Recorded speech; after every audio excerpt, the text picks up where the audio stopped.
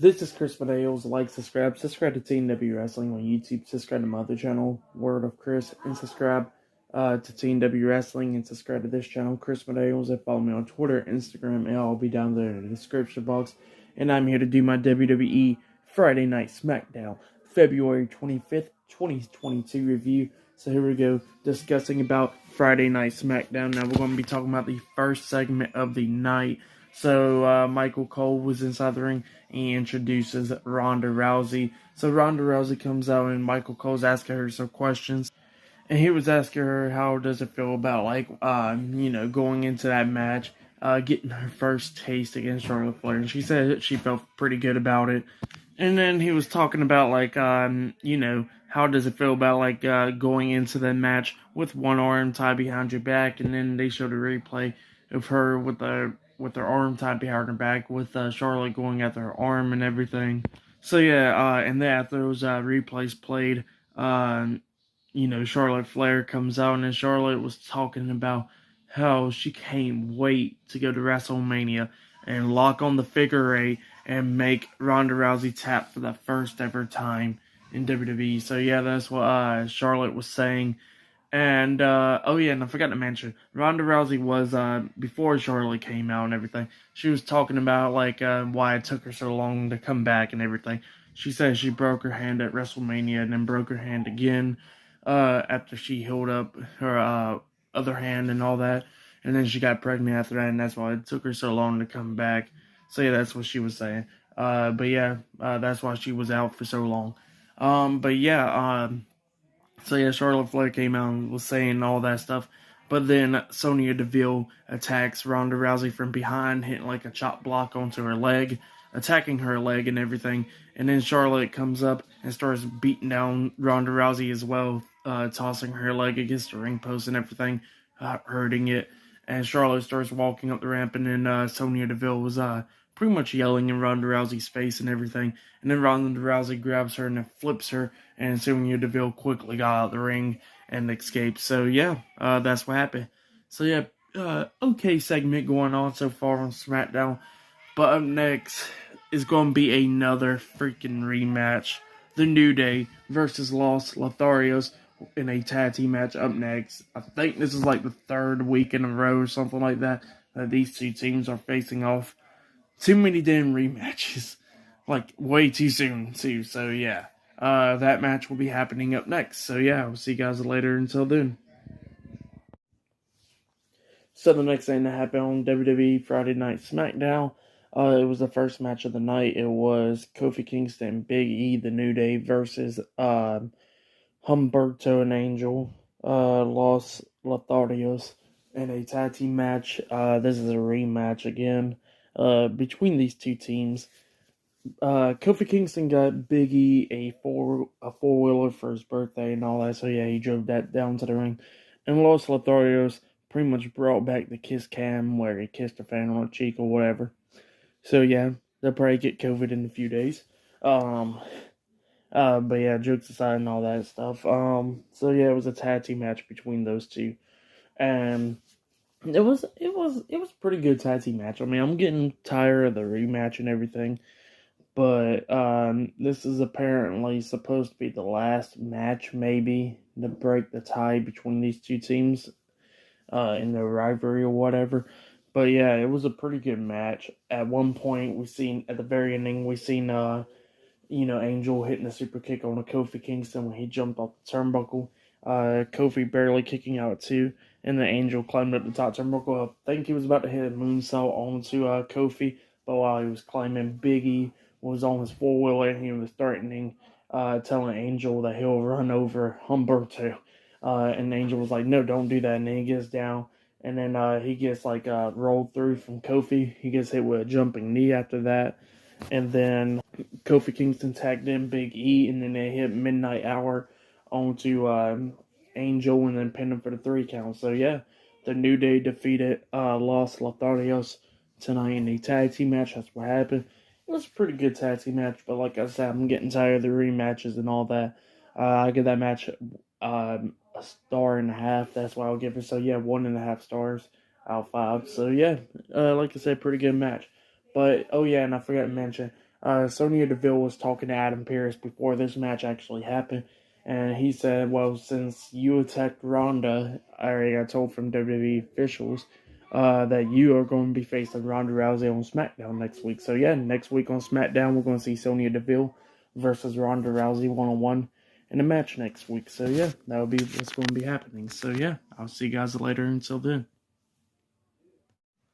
So the next thing that happened on SmackDown, before I talk about the Xia Li versus Natalya match, we had the Usos get an interview backstage, talking about them attacking the Viking Raiders last week on at Elimination Chamber, and they was talking about it or whatever, but then they get attacked from the Viking Raiders backstage, and apparently next week we're going to see the Usos versus the Viking Raiders for the SmackDown Tag Team Championship. So yeah, that match will be happening next week as well.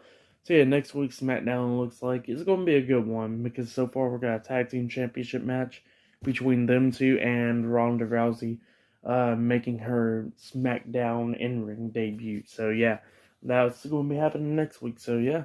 But yeah, now we're going to talk about the match. Xia Li got interviewed about the match and everything, and how she's going to beat Natalya. And then we get to the match, Xia Li versus Natalya one-on-one. Now this is Xia Li's in-ring debut on SmackDown. Now this is her first match on SmackDown, and she was drafted on SmackDown on the main roster since October. It's been like about 4 months. 4 months at this point. So yeah, she's finally having a match. She's been appearing on SmackDown, but this is her first match on SmackDown for the first time, and she's been on the roster for 4 months. Whatever. I mean, hey, at least she actually made it to SmackDown, unlike wherever the hell he's at, and he can't freaking make it to Raw. So yeah, about all that stuff.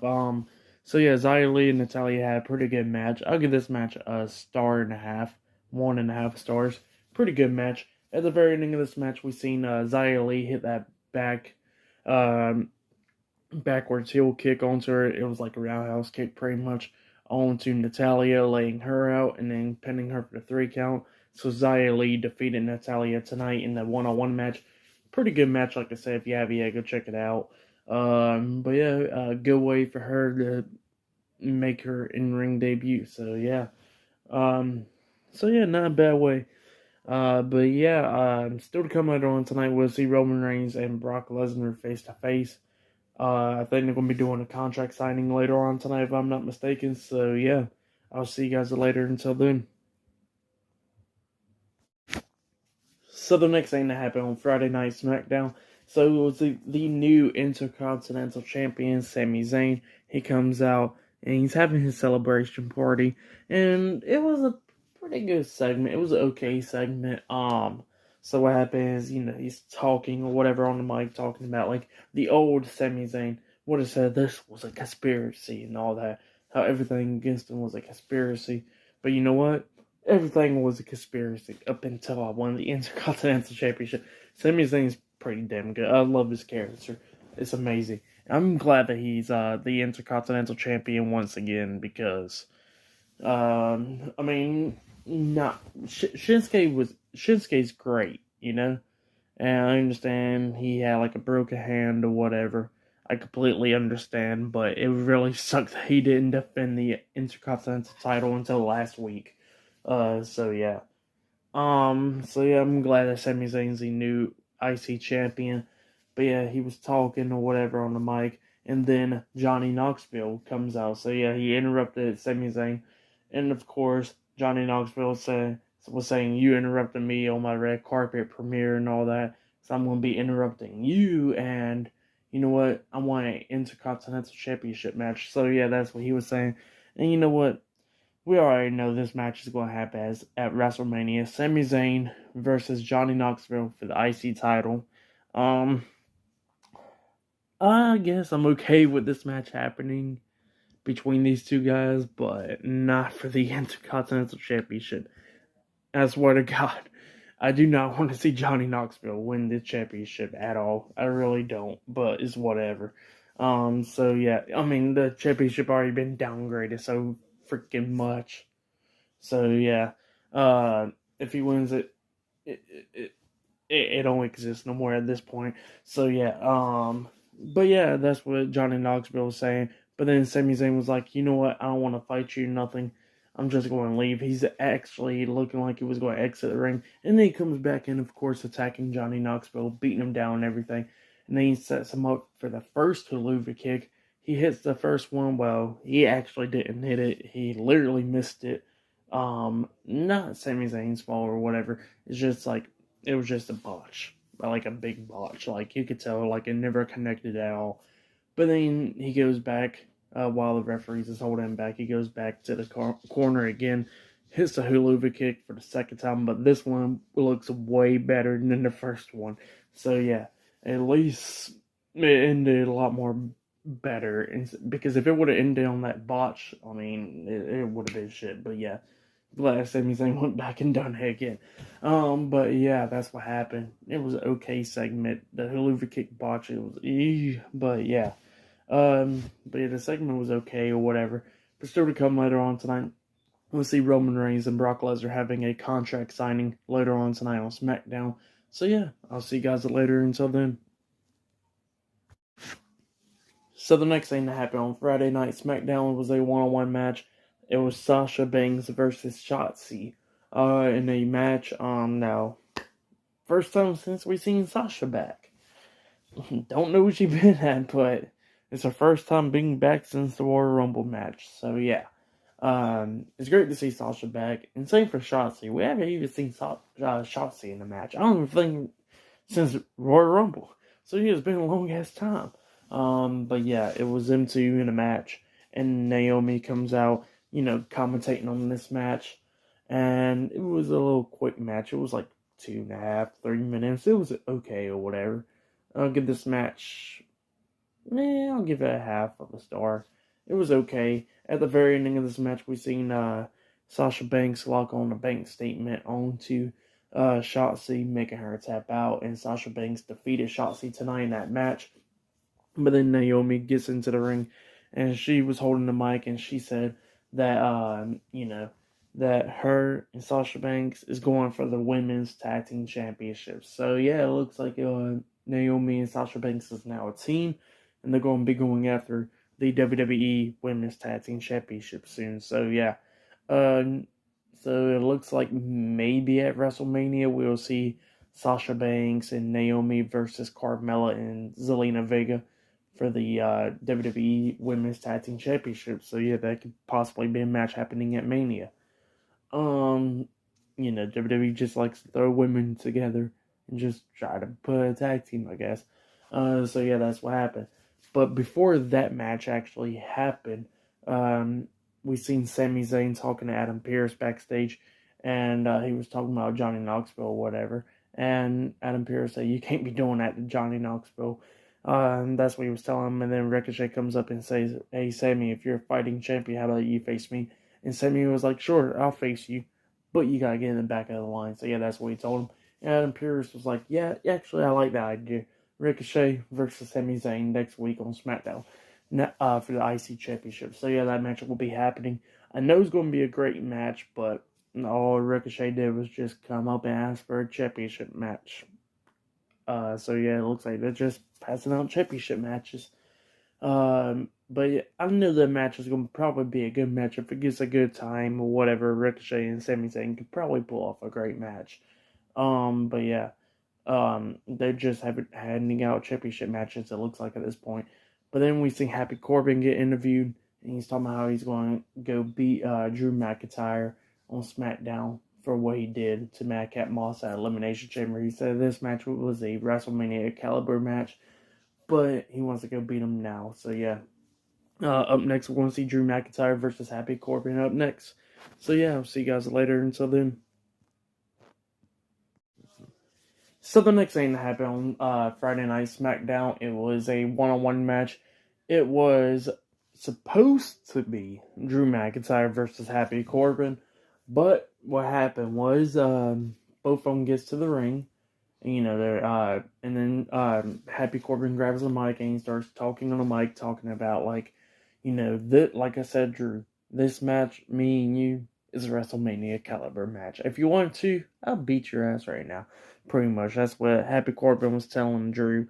And he said, you know what, Madcap, get on the ring apron because you deserve a standing ovation for your toughness after landing on the top of your head at Elimination Chamber. And Madcap gets on the ring apron, cheering and stuff. And then he looks at Happy Corbin, looks at Madcap, and he goes like, you know what, I believe you're so tough that you can take on Drew right now. And pretty much that's what happened. Madcap Moss did not like the idea, but he actually got into the ring and it became a one-on-one match. Drew McIntyre versus Madcap Moss again. So yeah, this match is happening and Happy Corbin was at ringside. It was an okay match actually. At one point in this match, it looked like Drew McIntyre was trying to hit that reverse Alabama slam onto Madcap Moss, but Madcap Moss, of course, being scared of him, grabbing the ropes and stuff, trying not to get hit by it. But at the ending of this match, we seen Happy Corbin get on the ring apron, distracting the referee. Madcap then pokes Drew McIntyre in the eyes, runs up into the ring post, and then hits a DDT onto him, pinning him. McIntyre barely kicking out of it too. And then Madcap trying to hype himself up, running back and forth on the ropes.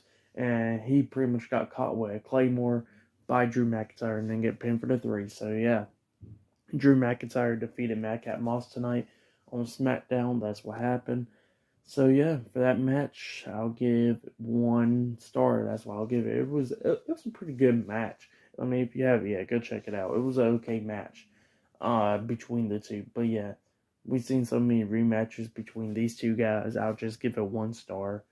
But up next, we're going to see the last segment of the night. It will be a contract signing between Roman Reigns and Brock Lesnar up next on SmackDown. So yeah, I will see you guys later. Until then. So the next thing that happened on Friday Night SmackDown was the last segment of the night. It was a contract signing. It was between Roman Reigns and Brock Lesnar for the contract signing. Now, Roman Reigns came out first, and, with Paul Heyman was talking and everything. They got Adam Pearce in the ring. They got a bunch of security guards in the ring. The Usos with Roman as well. And, Paul Heyman was talking on the mic and everything. And then it went on commercial and came back on. Brock Lesnar then comes out. And then, they was getting into it and everything. Brock Lesnar was telling Roman that he's going to beat his ass at WrestleMania, how he's going to beat Paul Heyman's ass. The Usos want it. He'll beat their ass. If the security guards try to jump him, he'll beat their ass too. But nobody is holding Brock Lesnar back except for Brock Lesnar. So yeah, that's what Lesnar was saying. And then, Paul Heyman was talking about like, you know what, you ain't going to make it to WrestleMania to have this unification match at all. So yeah, WWE's going to be, it looks like WWE will be unifying the WWE Championship and the Universal Championship. So yeah, it looks like it'll just be a unification match now. So yeah, there's probably going to be one title now for now on, when they go to WrestleMania. But yeah, Paul Heyman was talking about like how Lesnar ain't going to make it to WrestleMania because he's going to have to defend the WWE Championship and he'll lose the title at Madison Square Garden next Saturday. That's what Paul Heyman was saying. We still don't know who Brock Lesnar's opponent will be because Bobby Lashley's obviously isn't cleared yet. So yeah, it won't be Bobby Lashley, but we don't know who will be Brock Lesnar's opponent at Madison Square Garden next week. So yeah, but yeah, that's what Paul Heyman was saying. And then Roman Reigns grabbed the mic and he said, you know what, I'll beat your ass. I'll take the title and everything. That title right there, that's mine. These security guards, they're mine. The fans, they're mine. SmackDown's mine. WrestleMania's mine. The commentary team is mine. He said everything's his because everybody acknowledges him. So yeah, that's what Roman Reigns was saying. And then the security guards, was standing around Brock Lesnar, and then Brock Lesnar starts going ham on everybody, beating the shit out of everybody. F5ing, German suplexes, everything on every security guard, laying all the security guards out. And Roman Reigns and the Usos and Paul Heyman was watching Brock Lesnar do this. on the ramp. So yeah, that's what happened. So yeah, that segment was pretty good. But for tonight's Friday night SmackDown as a whole, out of 10, I'll give it 7. I'll give it 7 out of 10. It was an okay SmackDown. The SmackDown was way better than last week's episode. Like, last week's episode was like complete shit, like I said. But this week's was way more better. The contract signing, I really enjoyed that segment. It was a pretty good segment. Um, like I said, great to see Sasha Banks back and everything, but the match was whatever. Drew McIntyre versus Madcap Moss. I'm getting tired of seeing that rematch, but it was whatever too. Los Lobos versus New Day. Like I said, getting tired of that rematch too, but it was an okay match. That match was probably match of the night, actually. Great to see Xia Li make her in-ring debut at last, finally. And the Ronda Rousey segment was pretty good from earlier. And I think that's it. But yeah, for tonight's SmackDown, like I said, it was a pretty good SmackDown. So yeah, that has been my WWE Friday Night SmackDown, February 25th, 2022 review. Like, subscribe to Team W Wrestling on YouTube. Subscribe to my other channel, Chris Medeos, and subscribe to my other channel, World of Chris. And follow me on Twitter and Instagram, and I'll be down there in the description box. And yeah, I'll see you guys later for tonight's AEW Rampage reviews. See you guys later until then.